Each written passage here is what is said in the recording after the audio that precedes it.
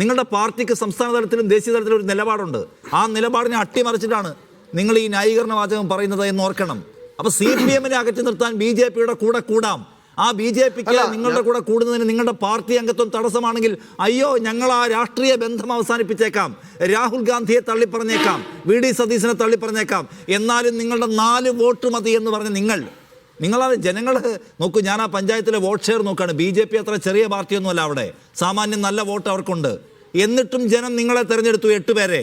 എന്തിന്? BJP-യെ മാറ്റി തെരഞ്ഞെടുത്തത്. ആ ജനത്തെ നിങ്ങൾ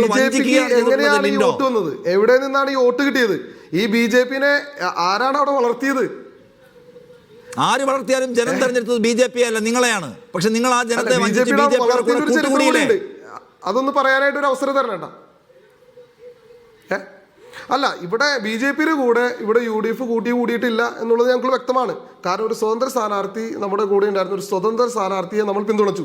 നമ്മളെ സംബന്ധിച്ചിടത്തോളം അവിടെ രാജിവെച്ചത് ലിൻഡോ. BJP-ക്ക് കോൺഗ്രസ്സുകാരുടെ ഒരു സഖ്യത്തിൽ ചേരാൻ പറ്റത്തില്ല. അവർക്ക് പിന്നെയും രാഷ്ട്രീയമായ ഉറപ്പുണ്ട് കോൺഗ്രസ്സുകാരുടെ രാഹുൽ ഗാന്ധിയുടെ ടീമിന്റെ കൂടെ കൂടാൻ പറ്റില്ല. അപ്പൊ നിങ്ങൾ എന്ത് ചെയ്തു? നിങ്ങൾ രാജിവെച്ച നിങ്ങളൊരു സമ്പൂർണ്ണ സ്വതന്ത്ര സംഘമായി മാറി. നിങ്ങൾ BJP-ക്ക് അക്കാര്യത്തിൽ പിന്നെയും അന്തസ്സുണ്ട്. BJP-ക്ക് അക്കാര്യത്തിൽ പിന്നെ അന്തസ്സുണ്ട്. അവർ നിങ്ങളുടെ കൂടെ കൂടാൻ തയ്യാറായില്ല. അപ്പൊ നിങ്ങൾ അവിടുന്ന് രാജിവെച്ച ഒരു സമ്പൂർണ്ണ സ്വതന്ത്ര സംഘമായി BJP-യുടെ പിന്തുണ വാങ്ങിച്ചു. അതല്ലേ സംഭവിച്ചത്? അല്ലല്ലോ. ഞങ്ങളെ സംബന്ധിച്ചിടത്തോളം ഞങ്ങളിവിടെ ഒരു ബ്ലോക്ക് തലത്തിലും DCC തലത്തിലും ഉണ്ടായ ഇടപെടലുകൾ, ആ പാർട്ടി തലത്തിലൂടെ ഇടപെടലുകൾ കൃത്യമായിരുന്നെങ്കിൽ തീർച്ചയായിട്ടും ഇവിടെ LDF-നെ അട്ടിമറിച്ചുകൊണ്ട് തന്നെ UDF ഒറ്റകക്ഷിയായിട്ട് കൊണ്ട് തന്നെ ഇവിടെ ഭരണത്തിൽ വരെ സാഹചര്യം ഉണ്ടായിരുന്നു. അതിന് സാഹചര്യം ഒരുക്കാനായിട്ടുള്ളൊരു ശ്രമം നേതൃത്വത്തിൻ്റെ ഭാഗത്തുണ്ടായിരുന്നില്ല. അതിൻ്റെ ഭാഗമായിട്ട് എഴുതിയ ഒരു രാജിക്കത്താണ്. ആ രാജിക്കത്ത് സ്വാഭാവികമായിട്ട് ഇത്തരത്തിലുള്ള പ്രവർത്തനങ്ങൾ UDF-ന്റെ ഭാഗത്തിൽ അല്ലെങ്കിൽ കോൺഗ്രസിലൊക്കെ ഇത്തരത്തിലുള്ള പ്രതിഷേധങ്ങൾ ഉള്ളതാണ്. അല്ലാതെ ഇത് രാജിവെച്ചുകൊണ്ട് ഈ മീഡിയ അല്ലെങ്കിൽ മീഡിയാസൊക്കെ പറഞ്ഞത് അത് ഇവിടെ ഈ മീഡിയ വൺ അടക്കം ആയിരിക്കാം അത്തരത്തിലൊരു ചർച്ചകളിലേക്ക് പോയത്.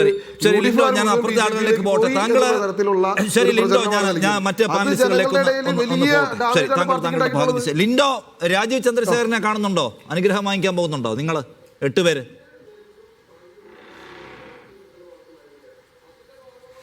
ഞങ്ങള് ആരും ഇവിടെ നിന്ന് UDF-ൽ നിന്ന് പോയിട്ടില്ലല്ലോ. ഞങ്ങളെ സംബന്ധിച്ചിടത്തോളം ഞങ്ങൾ UDF-ൽ